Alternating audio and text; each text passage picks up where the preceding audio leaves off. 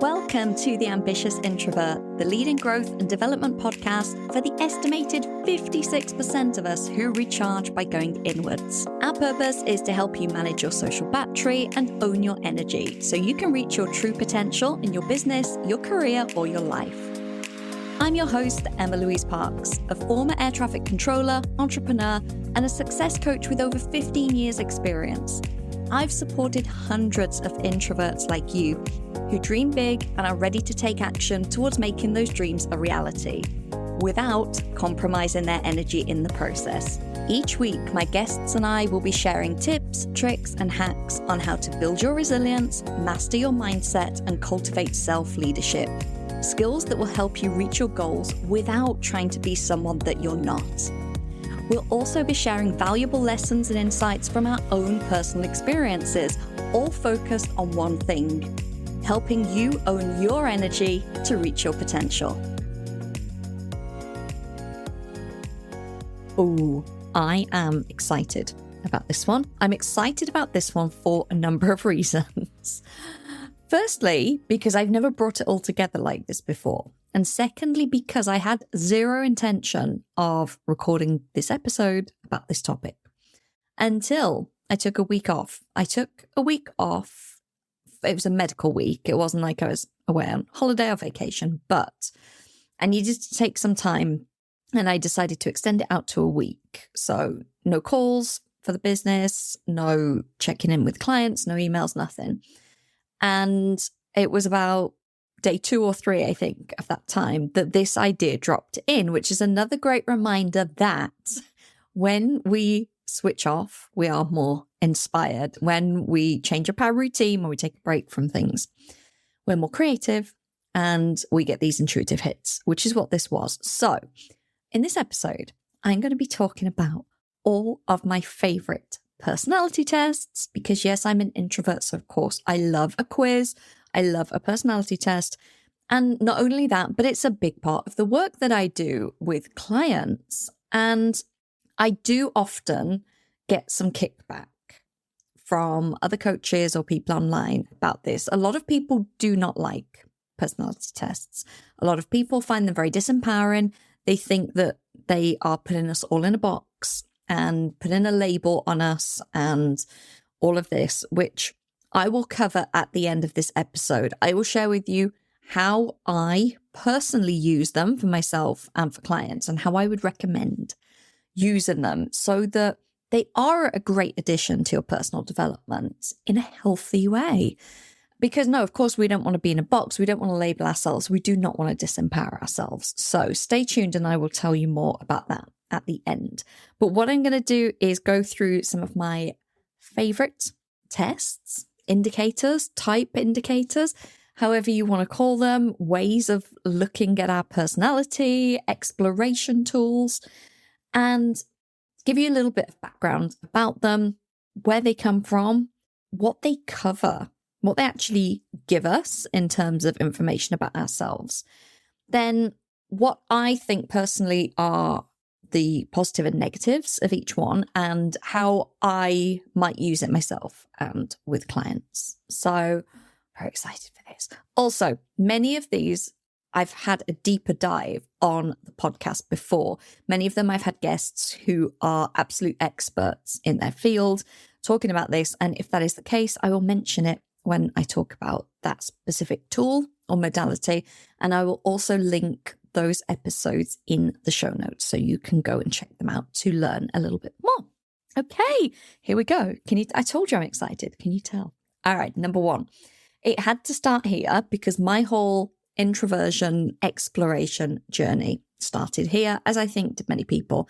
And that is the MBTI, the Myers-Briggs Type Indicator. I heard about this on a podcast probably about 8 years ago now. And they were talking about introversion and I resonated very deeply. I didn't really know the word for it, but everything that they were talking about, I resonated with. And then they said about the MBTI. And so I went to take it and was like, oh, someone can see into my soul. This is amazing. And like I say, resonated very deeply. It made so much sense to me. It felt very permission giving. All of my quirks and idiosyncrasies that I thought were just me, I was like, oh no, this is a thing. I'm a type. I'm an INFJ. So it's very, very well known. It is widely used in corporate for career counseling, for team building. It's widely used in personal development. Many human resources departments will do it now, either on application or when someone joins a company. It's really helpful for team dynamics, for instance. So it was created by Catherine Cook Briggs and her daughter, Isabel Briggs Myers. So we can see where the name comes from. And it was actually developed during World War II. And it was developed because Isabel was dating someone that her mum didn't approve of. And she did a deep dive into the correlation between different personalities and how people may antagonize each other or how they may complement each other. And it's based very heavily on Carl Jung's theory of psychological types, which obviously includes introversion. He coined the term.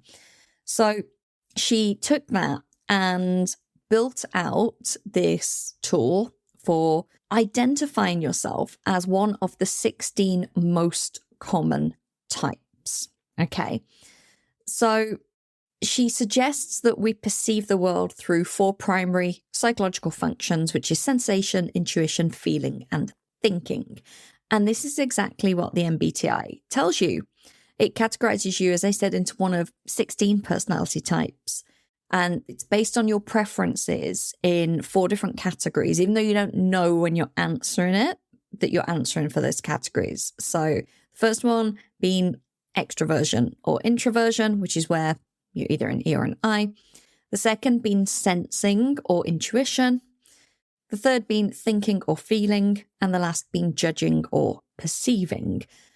The resonance of those words to me doesn't really get the full depth of what each category means, because obviously it's an overview. If you take the test, if you do it through the MBTI, or you can take it for free on 16personalities.com, which is apparently not as in-depth, but I've got the same result on both. You can read a lot more about, say, judging versus perceiving based on what you come up with and really see a little bit more deeply what it's about. So, like I say, this is the original, test for me that I kind of took that led me down the personality route. And every client takes this when we begin working together. Most of them have taken it before at some stage. Now, the important thing about Myers-Briggs is it meets you where you are at. You are answering questions from your perspective at the time you take the test, which means it can, and it probably will, change, and sometimes quite significantly. Let me give you an example. Many of my clients who were in very forward-facing roles in their corporate career, which involved them dealing with a lot of people, would type as an E when they first took the test, even though somehow they knew that they were an introvert. And then many of them, when they began working with me and took it again, they'd say, oh, how strange. I was an E before, but now I'm an I, because they've left that role and they are working for themselves at home, completely different environment. And the kind of extroverted traits are not important to them. The things that they were doing day in, day out that maybe they didn't enjoy or weren't really, resonant with them are not there anymore. So when they take the test that's asking how they behave on a day-to-day basis, they're answering it more authentically as themselves. The other way I've seen this play up is the J and the P in the judging and perceiving. So again, many clients in very structured corporate roles, high attention to detail, high organization, very rigid, will type as a J. When they leave that and they start their own business, especially if they are someone more creative or more spiritual, they will find that they then type as a P, because they are now allowed to be more fluid. They don't have to be as organized and structured and rigid anymore. that wasn't actually them. That was them in a role that required that. And so that is one of the negative points of the Myers-Briggs is when you answer, you may not be answering from your true authentic self. You may be answering from whatever role you're in or whatever environment you're in at that time. So that is something to consider. The positive thing is it's a really good way to get an overview of various aspects of your personality. The test is really quick to take. I think it's like 10 minutes. And then you get these kind of 4 domains broken down for you. What I also like about Myers-Briggs is, yes, it's only 16 types, which you might think, well, surely there are more than 16 personality types. But each aspect is on a spectrum. So, from kind of 1 to 100, I think it is. So introversion, extroversion, it's not just black and white, you're one or the other. It is a spectrum, like I always say, and the same for the other categories as well. So I do like that it's kind of flexible. I do not use it as much as I used to. With clients, I like to use it, as I say, so they can see a comparison if they've taken it before and see how it's changed. I also like clients to do it because the questions are very reflective. And I think anytime that we are taking time to really look inwards to ourselves and question ourselves, like, oh, what do I think of this? Do I prefer A or B? How do I react when someone says this to me, or whatever the questions are? Then I think it's really useful. So that is the Myers-Briggs.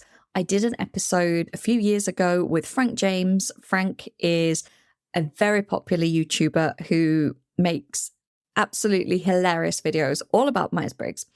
And he is very, very much into it. And he also shared a great book recommendation in that episode, which I can't remember off the top of my head. But do check out Frank on YouTube. And I will pop the link for his episode in the show notes as well. Okay, so number 2, I'm going to talk about the Enneagram. I will be honest, I know less about the Enneagram than anything else that I'm going to talk about here. And it took me a while to do an episode about it. I finally did with the lovely Steph Barron-Hall. I will link that in the show notes.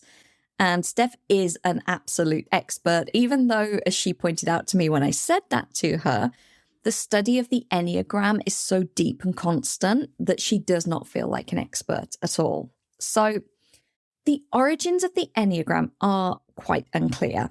But there are various scholars and people that have used it recently, but it goes back much further than that. There is a kind of ancient spiritual aspect to it. And the whole thing about numbers ties in with numerology, which I will talk about later. So the Enneagram itself is a system of typing your personality that describes 9 interconnected personality types. And the way it does it is by talking about your basic fears and your basic desires. So it gives you insights into how you're motivated, what you're scared of, what you want, patterns in your behavior, great for personal growth. Another great reflection tool. Now, it's very much used in personal development. It can be used for relationship dynamics as well. A lot of therapists and coaches will use it. And I'm very curious about it. I understand it's very deep and multifaceted. I don't have the bandwidth to give it the attention that I think it deserves. Therefore, I don't really use it. I don't ask clients to take an Enneagram. Many of them come and they already know what they are. That's great. And as I said, it's multifaceted because there are also wings to each one. So you could be, an Enneagram 4, wing 9 or something. So it really can be quite involved. The kind of downside for me with it is I have taken tests online and come up with different answers on different tests. And I saw parts of myself in all of them, which is obviously a good thing, self-awareness. But it really took me a while of sitting with it and talking to other people about it and reflecting on it to decide that I probably was an 8. And in fact, I spoke to Steph about that when I interviewed her. And she said that's the thing. You have to learn about it. You have to understand it. You have to see what resonates. And it really is a self-typing thing. You know, you can go to someone and have a session and they can say, oh, you're this based on your answers. But so much of it is how you feel personally. So it's a little in depth to do properly for me. I have clients and friends that resonate very, very much with it. Like they got theirs and went, yes, that's me to a T. Makes a lot of sense. So I think it's really interesting. I like that it's got this ancient wisdom aspect. I like that it's got the numbers aspect. I like that it's multifaceted with the wings, but I don't like that it requires, not that I don't like, but for me using it as a coach with clients, that it requires that kind of depth of understanding to make sure that you've got the correct type. So I will put a link to Steph's episode as well and you can learn more about that. But I find it really fascinating, just not something that I use right now. All right, number three. Number three is the newest test that I have discovered. I didn't take this until about 6 months ago. And I would say this is one of the most powerful things I have used, and that is Clifton Strengths. So I am very lucky that a good friend of mine, Marjan Mahuchan, is a Clifton Strengths coach, and she did my strengths assessment for me. And then she came on the podcast back in January to talk all about it. So I will link that there. This one for me, I'd always avoided. I think I felt it was a little bit corporate. I don't know why. I don't know if it's because it's owned by Gallup or just the branding of it, but I felt that it was something, big corporations would use for team building. And I didn't really think it was relevant to me as a small business owner or my clients as maybe solopreneurs or professionals. So Clifton Strengths is based on positive psychology, and it is really focused, funnily enough, on identifying someone's strengths rather than their weaknesses and then using that to optimize. It was developed by Donald O. Clifton back in the 60s, and it's been refined through time and is now part of Gallup. So it's got a lot of research and backing behind it. So when you take the assessment, it gives you your top strengths out of a potential 34. And your top 5 are the main ones to focus on because that's where you are kind of in your zone of genius. It helps you to understand where you naturally excel and then how you can leverage it in various aspects of your life, your career, your business. But what I found particularly fascinating about this that I didn't realize is that it also gives you a benchmark for making sure that you are nourishing yourself by using your strengths. It's almost like if you're not using your strengths, you are going to feel kind of withered, like a plant that needs watering. Using your strengths will literally give you life. So I found that aspect fascinating of it. I also found it fascinating because my strengths were things that I took for granted.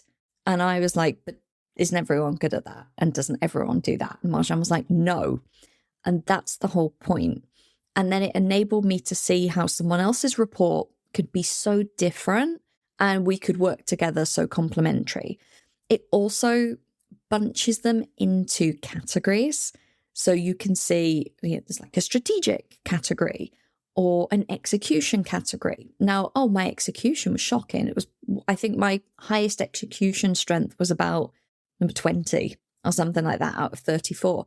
A good reminder that I'm not good at getting that stuff done. That's why I need a team. I need an assistant. I need someone editing the podcast. I need someone posting social media. Some people excel at execution. It's way up there, but they might not be very good at big picture strategic thinking. So they're very good in a role where direction is given and then they take it and execute and implement and get stuff done. So all of this to say, we can really see how bringing in people into a team with different strengths, we can see where the focus needs to be and what gap they're looking to plug. But also this aspect of really understanding your strength and making sure that you're using it so that you feel kind of fully nourished as a person. That really, really stood out to me.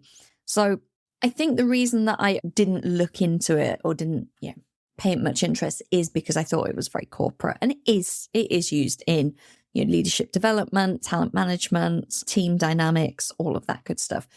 But really, really helpful for individuals also. So I will pop the link to Marjan's episode as well if you want to learn more about that. But this is something that I will definitely be using with clients going forwards, and something that I have found, really fascinating to learn about myself. Okay, number 4 is slightly different because it's a little more on the spiritual spectrum than things we've talked about before. And that, of course, if you have listened to this podcast ever at all, you'll probably know that I'm going to say it is human design. Human design was, I don't know what the right word here, channeled, I guess, by a gentleman called Robert Alan Krakauer, who is known as Ra Uru. And he had a very mystical experience in 1987 while he was on the island of Ibiza. I'll leave your brains to connect with that, whatever you want, where he channeled this information, which was the basis for the human design system.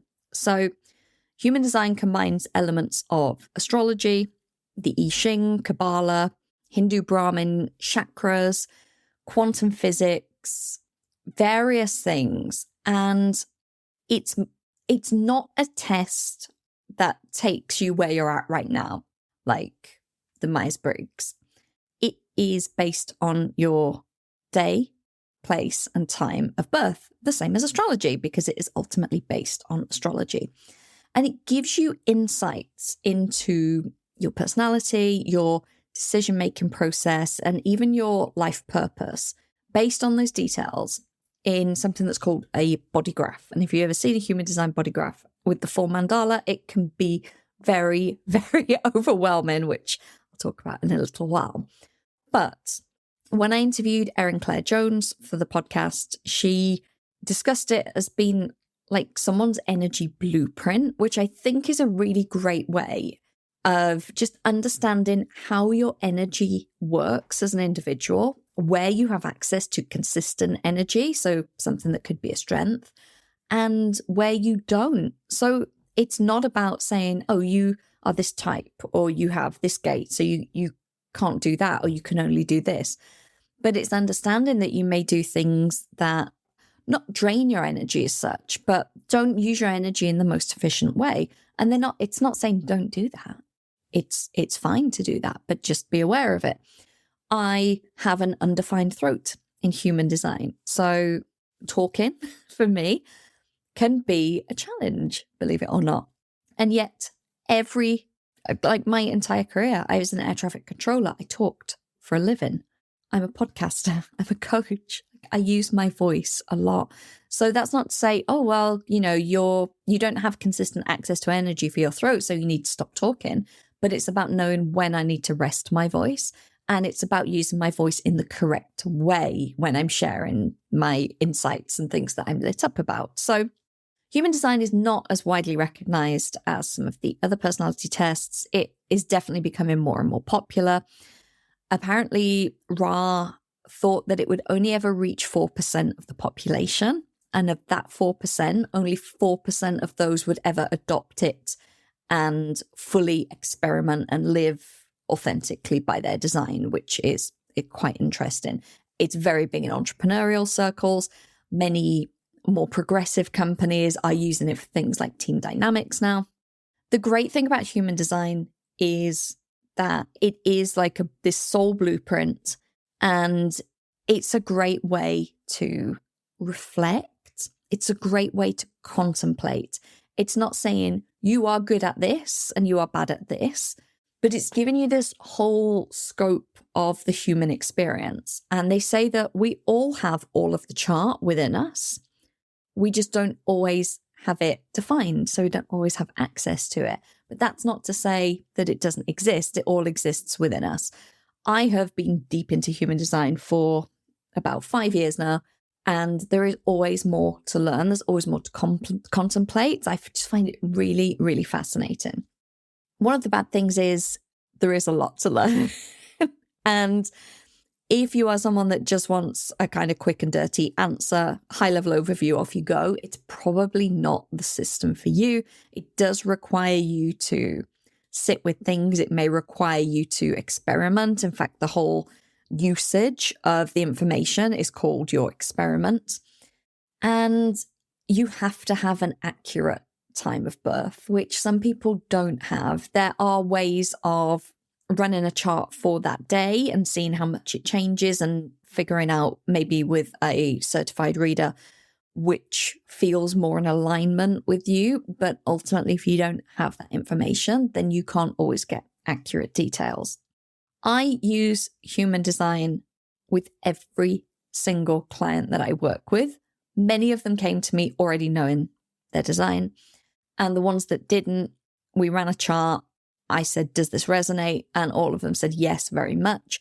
And so we always incorporate that into their coaching, into their decision-making, into how their energy is best used.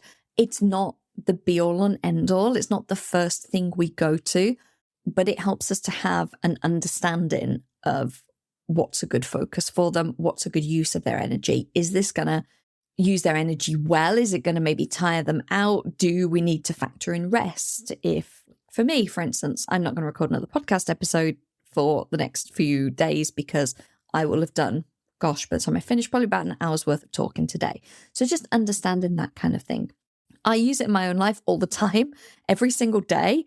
I live my design fairly well. They say about 7 years is the average time of an experiment until you're fully embodied in it. And there's not a day in my life where I don't refer to it or think about it. So it really is kind of huge for me. I had Erin Claire Jones on the podcast. I will link that below. And I'm also going to link an episode with my good friend Annalena Fuchs. Annalena is also a human design expert, and she talked on the podcast about the gene keys, which is a more evolved kind of offshoot from human design, much deeper, much more contemplative, and just a really beautiful way of looking at a lot of our own shadow and our beliefs and how we act and show up in the world. So I'm going to link that one as well. If you are spiritually inclined and you haven't already looked into your human design, I highly recommend that you do. And if you're like, meh, I'm not too sure, I get it. Maybe just poke around, just have a look online, see if it feels good. Take what resonates, leave what doesn't. Okay, so on to number 5. Number 5 is something that I learned about when I did my second coaching certification back in 2016, I think this was. And I was reading a book, and when something resonates so hard, I know exactly where I was when I was reading this book. I was in a hotel room in Mykonos in Greece, and I was reading a book, and there was just one page in this book, and it said, oh, there are ways to tell how you respond to inner and outer expectations, and it's called the 4 tendencies. And these are the 4, and this is what it means. And it was very brief. It was in one of Gretchen Rubin's other books, which I can't remember the name of, sorry, Gretchen. And I was like, whoa, mind blown, because it was that understanding of, oh, people are motivated differently. People respond to expectations differently. People respond differently internally. And this was a little bit of a missing piece for me at the time with the training that I was doing. That was this, well, I can set 2 clients the same kind of homework to do, and one of them might do it and one of them might not. Like, how can I motivate that person to do it? So this was really fascinating to me at the time. And there is a full book about it, luckily, 4 Tendencies, which I read. And it divides people into, like I say, these 4 ways of responding. And that is upholders, questioners, obligers, and rebels. And it's all based on how you meet expectations from yourself and others, or how you resist expectations from yourself and others. So an upholder finds it really easy to keep any expectations that they've set. If they say to themselves, I'm going to the gym tomorrow, they'll go, because they wouldn't not, because they've said that's what they're doing. And the same to other people. If they've said, yeah, I'll meet you tomorrow, and they don't feel like it, well, they will go, because they will uphold that commitment that they've made. Questioners are very internally motivated. So they won't meet someone's expectation just because. They will be like, but why? If they understand why and it meets their inner expectations, then they'll do it. I am a questioner. Obligers have trouble sometimes meeting their inner expectations, but they will, it's in the name, right? Oblige others very, very easily. So they're motivated externally. And then rebels are rebels because they're not motivated internally or externally. And it can be really hard for them to find that motivation. So I always ask clients to take the 4 tendencies test. Most people, even just hearing about it, understand without doing it. They can have a good guess as to which one they are. It's used a lot for habit formation and for understanding motivation, especially in things like productivity and health. Now, I have a lot of respect for the 4 tendencies, but as I have learned more, as I have used it more, as I've grown myself as a person, as I've supported more clients, the thing that I don't love about it is it can be a little one-dimensional in that you may take it, and let's just say you're an obliger. So you go, oh, that's just the way I am. Yes, that's me. I do. If someone asks me to do something, I drop all of my own commitments to help that person. I'm an obliger. Okay. And then you can say, oh, well, that's how I'll get motivated then. I'll make an appointment with other people. I'll ask other people to hold me accountable. And that's going to keep me motivated. And the issue that I have a little bit with this now is, what if that person's obliging because of low self-worth? What if they're obliging because they've got people-pleasing tendencies? It might not be their personality. It might be their conditioning or their trauma that's actually typed them as that type. The same with upholders. Upholders are kind of very similar to perfectionists. Like, there's no flexibility and everything has to be done because it's said that it will be done. So I think it's a great starting point. Like I say, I have a lot of time for it.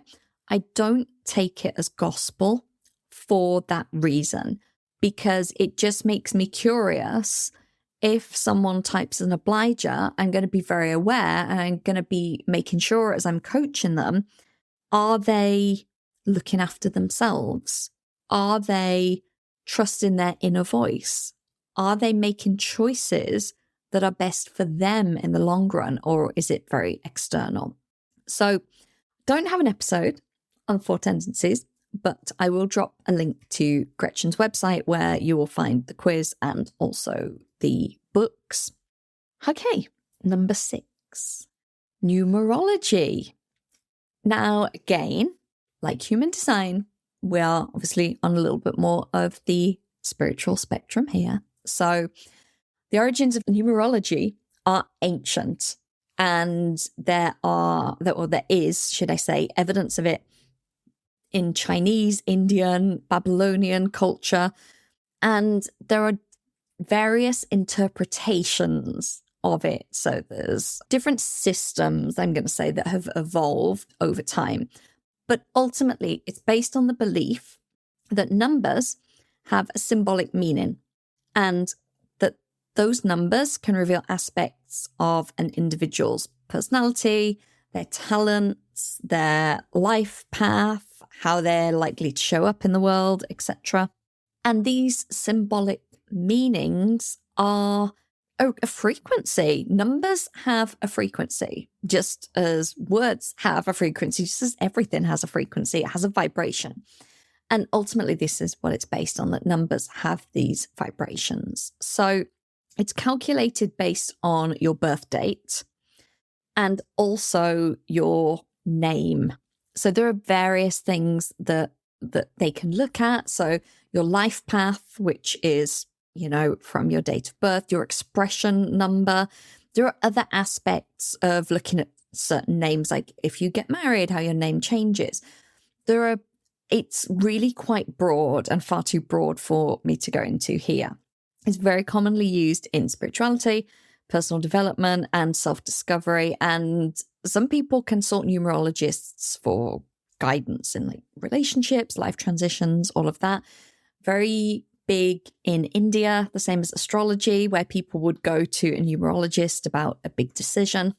I do very much resonate with numbers having a frequency and a resonance. And when I played around with numerology, especially the personal day numbers, which it can tell you what, each day has a resonance and you have the energy for doing certain tasks. I did find that to be very, very true. I still find that to be very, very true. And also your personal year number. So we go in a 9-year cycle, and various years in that cycle have a different resonance, so are likely to play out in certain ways. And I have also found this to be true. Even when I discovered this and I looked back at the previous 9 years, I could see like, oh, wow, yeah, that was such a year 9. That was so clear. But I never really delved too deeply into it. I did have the lovely Jo Soley on the podcast, which I will link below. That was a great episode. That is quite old. I think it's probably about 3 years old now. However, recently, a good friend of mine, Geraldine Spurway, so big shout out to Geraldine for this, found a website called Teledipedy. And Teledipedy takes your numerology and it breaks it down in a really digestible way. So it doesn't talk about the numbers. You just put in your name, your date of birth, any details that it needs, and then it creates these reports, which are phenomenal. I mean, I've had friends in tears at reading this because it's so accurate, and it's accurate for your personality and like what you're here to do, but also month by month, what is likely to be going on for you, what your energy is likely to be like. I will link Teledipedy below. I'm not an affiliate. It's absolutely free. They do have different tiers I think you can pay for, but the free version is insane. Like, it's insane. And when I read mine the first time through, I was like, whoa. And I'd sent it to Jordan Shonda King, and we were literally screenshotting so many bits and sending them back to each other. And she was like, we may as well just send each other's report, because so many bits of it were accurate and resonated. So that is my take on numerology. Again, if you're more scientific, you may think, well, is there any proof to it? What's it all about? There are different interpretations of it, so it's not as cut and dried as some other things. But again, I really like the self-reflectiveness of it, where it's saying this is where your energy is potent and this is how it's best suited to be used. Okay, and the final one is the DISC assessment. I first took the DISC assessment when I worked with a coach in 2019. And when I got the results back, I thought, what a load of crap. I thought it was awful. I didn't see any of myself in it. I thought it was absolutely terrible. And of course, it wasn't. It's actually very accurate. However, I worked in an environment that did not rate the attributes that came up in that test. So everything that it said I was strong at were things that weren't valued in that environment. And everything that it said I was weak at were things that were valued. So that's, I think, why it didn't resonate. But as I've, come out of that environment and learned more about myself, I'm like, oh yeah, this is really great. So DISC categorizes behavior into 4 primary styles: dominance, influence, steadiness, and conscientiousness, hence DISC. And it was developed in the 20s, so quite old, by William Moulton Marston, a 20 sounding name. But Many organizations and practitioners worldwide have used it and developed it even further. And it's something that many corporate environments use. Again, team building, leadership development, sales training, even understanding where people will grow and prosper and do best in different roles. So it helps you to understand your communication style, your work preferences, and how you interact with others. And it can be a little overwhelming because it can be very detailed. Funnily enough, it is in a disc shape, and you can see different areas and where you score in relation to other areas. I do not use it with clients because, again, it can go very in depth, and I am not a certified disc person. There are many of them out there, and I think it's a fantastic way of understanding yourself. Would I use it now? No, I probably wouldn't. I would personally probably go for Clifton Strengths if I was going to take the time and pay money to do something that was looking at where my strengths were. Does that mean disc isn't good? No. Can you take it online for free? Probably. Is it interesting and worth a go? Yes. But like I say, I just don't know enough about it to utilize it with my clients. And that is not to say that it's a bad thing. It's just a methodology that didn't resonate as much with me. But what is interesting with it is, as I say, how I can see that what it said was actually accurate, but it wasn't until I came away from that environment and came out of that I understood that it was accurate. So kudos to it for that. So there we go. There we have it. Myers-Briggs, Enneagram, Human Design and Gene Keys, 4 tendencies, Clifton Strengths, numerology, disc. And my voice is starting to give out because of that undefined throat that I mentioned.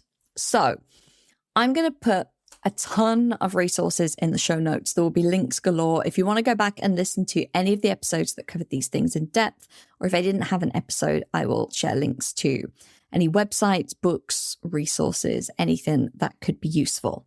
So before we wrap up, as promised, I'm going to tell you how I recommend using any of these tools and how I don't recommend using them. So as I alluded to in Human Design, the best use for any of these tools is as contemplation. Don't just take it as gospel. If you take a test and it says you're this, you go, oh, I'm this. Okay, fine. Think about it. Are you that? Does that resonate? Is that the way you see yourself? Use these things as an opportunity to explore and to explore your understanding of yourself. Human Design in particular always says that it should confirm what you already know to be true about yourself. So it's not telling you something and you're going, oh, well, I don't think I'm like that, but if this says it is, then it must be right. That's not what it's for. It's when you highly resonate with something and you go, yes, that makes sense. I feel that deeply. That's exactly what I do, or that's exactly how I act. Then use that in an empowering way. Use it as a permission slip. Use it as a reflection of yeah, that's me. Great. And own that. Own those aspects of yourself and own that strength. Ultimately, any of these tools should be highlighting strengths that we want to leverage. They want to be highlighting our uniqueness, our zone of genius, ways that we best use our energy in the most efficient way to be the most productive or to bring our amazingness into the world. And it also highlights areas for support. Like I say, my execution was shockingly low. It was really bad on Clifton Strengths. I definitely need someone to do those type of implementation tasks for me. Someone else, maybe they're a coach or a healer, their strategic thinking might be really low. So they might want to hire a business strategist because they know how to coach or how to heal. But when it comes to a big overview of a business, they might not have that way of thinking at all. Strategic thinking is my number one strength. So it's just a really interesting way to see, like I say, there's areas that we could maybe use support and plug into. Now, what I would never want anyone to do with any of these tools, and, this is what we talked about at the start, that people say, oh, personality tests are terrible because they put everyone in a box and they put a label on you and they're really disempowering. Well, it can be, but it doesn't have to be. So don't put yourself in a box. Don't be like, I took a test online and it told me I was this, so that's it. You don't have to accept that. None of these tests are for us to say, oh, you have to do it this way or you can't do this. We can all do anything that we want. We can choose. We can create whatever we want. We are infinitely powerful with infinite possibilities. But these tools give us a roadmap or give us a blueprint or ways of being that we maybe understand how to take the quickest and most frictionless route.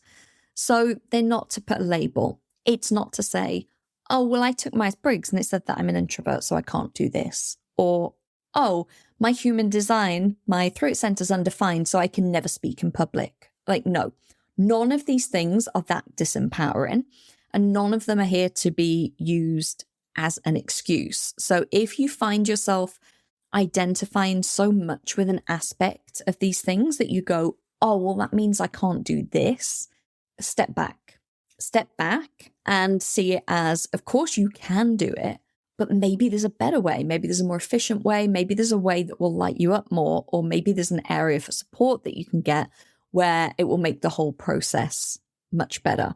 So use it as contemplation. Use it to confirm what you already know. Use it to highlight your strengths. Use it to leverage your strengths. Use it for getting support in the right areas, but do not ever, ever use these things as an excuse or think that it boxes you in or puts you on a path of only being able to do, A or B, because that is never the case. We are multifaceted. We are whole humans. But if we can own our energy by understanding how we operate best and understanding the strengths we bring to the world, then we are way more likely to reach our potential. And with that, I am going to go and rest my undefined throat after all of that talking. Thank you for staying with me till the end. Of course, if you are curious to learn more about yourself, if you're curious to use any of these modalities and tools and blend them in a way that really honors your uniqueness and use that as a pathway to reach your potential, then please get in touch about my one-on-one coaching. I would love to support you in getting to wherever it is you want to go in a way that is the easiest, the smoothest, the most aligned to you and your personality and your energy without having any limitations of what you feel you can't or shouldn't be doing. So if that is you, you can fill out the form in the show notes and I will be in touch to chat further. And for now, thank you. Let me know what resonated in this episode. Have you taken these tests? Have you used these tools? How do you feel about them? You can always connect with me on Instagram at Emma-Louise or pop me an email, hello@theambitiousintrovert.com. Thank you again, and I look forward to seeing you on the next episode. Thank you for tuning into this week's episode. I hope that you're feeling expanded to what's possible for you, motivated to take action, and inspired about how you can start to own your energy. I share even more tools and resources on my Introverts Only email newsletter. By signing up, you not only get early access to the Ambitious Introvert products and services, but you also get brand new podcast episodes delivered straight to your inbox every Monday, meaning you'll never miss your weekly dose of introvert-friendly inspiration. Sign up now at theambitiousintrovert.com/newsletter or click the link in the show notes. See you next week.